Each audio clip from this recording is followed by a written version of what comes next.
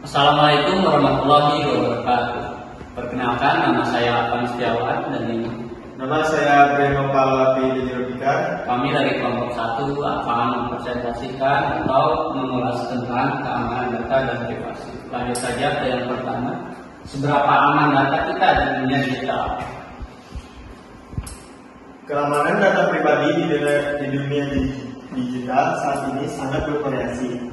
Banyak perusahaan dan platform berupaya melindungi data dengan enkripsi dan protokol keamanan. Tetapi ancaman seperti peretasan, pencurian identitas, dan kebocoran data tetap ada. Pengguna juga memiliki peran penting dalam menjaga keamanan data. Mereka seperti menggunakan kata sandi yang kuat, melakukan autentikasi 2 faktor, dan berhati-hati saat membagikan informasi pribadi. Meski ada upaya untuk meningkatkan regulasi seperti GDPR di Eropa, kesadaran dan tindakan individu tetap krusial dalam menjaga data pribadi tetap aman. Bagaimana cara kita untuk melindungi privasi online? Untuk melindungi privasi online, ada beberapa cara yang bisa kita lakukan, yaitu kata sandi yang kuat. Buat kata sandi unik untuk setiap akun menggunakan kombinasi huruf, angka, dan simbol. 2. Aktifkan 2FA. 2FA adalah autentikasi 2 faktor. Autentikasi 2 faktor gunanya untuk menambah lapisan keamanan tambahan pada akun.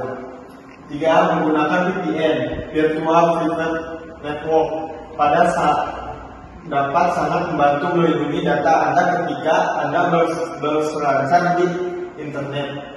4.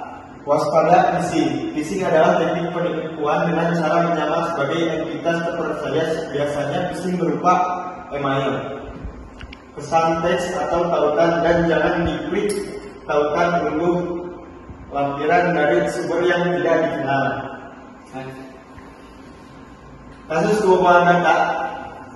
Kasus pembobolan data PDN yang baru-baru ini terjadi di Indonesia. Yang mungkin kalian ketahui adalah kasus PDN, yaitu Pusat Data Nasional, yang pada insiden ini terdapat tercurinya identitas warga negara Indonesia seperti paspor, NIK, dan KTP. Pesan PDN terjadi akibat adanya serangan cyber oleh brand shipper dengan menggunakan ransomware, yakni perangkat lunak yang bekerja dengan cepat seperti virus untuk dapat mengekspresi sebuah data. Data-data yang berada di server PDN merupakan data penting negara seperti yang tadi disebutkan. Dampak dari kasus PDN ini berdampak signifikan bagi individu maupun perusahaan yang terlibat. Contohnya seperti bagi individu, kehilangan privasi. Data pribadi seperti nama, alamat, dan informasi keuangan dapat digunakan untuk pencurian identitas. Yang kedua, kerugian finansial. Identitas yang dicuri dapat mengarah pada penipuan keuangan, mengakibatkan kerugian langsung bagi individu. Yang ketiga, ketidaknyamanan emosional. Rasa cemas dan tidak aman tentang privasi dan keamanan data pribadi. Dan untuk dampak kerusakan pada perusahaan, ada kerusakan reputasi. Percayaan pelanggan dapat menurun yang berdampak negatif pada hubungan bisnis dan pendapatan. Yang kedua, kerugian finansial. Biaya pemulihan kompensasi kepada korban dan potensi denda dari regulator dapat sangat besar. Next. Apakah perusahaan teknologi bertanggung jawab dalam menjaga data pengguna? Jawabannya iya. Perusahaan memiliki tanggung jawab yang cukup besar, yaitu ada 3 hal penting. Yang pertama, patuhi aturan hukum. Perusahaan memiliki tanggung jawab untuk mematuhi aturan hukum yang berlaku.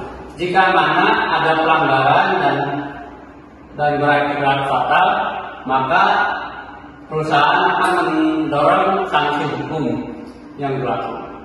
Yang kedua, kembangkan sistem tata kelola perusahaan yang dapat menjaga privasi stockholder. Ini dapat membantu perusahaan untuk mengembangkan produk dan model bisnis baru. Oleh karena itu, mengumpulkan dan menggunakan data individu secara kolektif menjadi penting. Apa itu stakeholder? Yaitu adalah pihak-pihak yang memiliki kepentingan dalam keberlangsungan kesuksesan sebuah perusahaan. Stakeholder memiliki peran penting dalam berbagai aspek, yaitu pengambilan keputusan strategis, menjaga reputasi perusahaan, membentuk visi, misi, dan arah strategis perusahaan. Yang ketiga, edukasi stakeholder. Sebagai bagian dari tanggung jawab sosial, perusahaan juga perlu untuk melakukan edukasi pada stakeholdernya, terutama pelanggan mengenai privasi. Sekian dan terima kasih. Wassalamualaikum warahmatullahi wabarakatuh.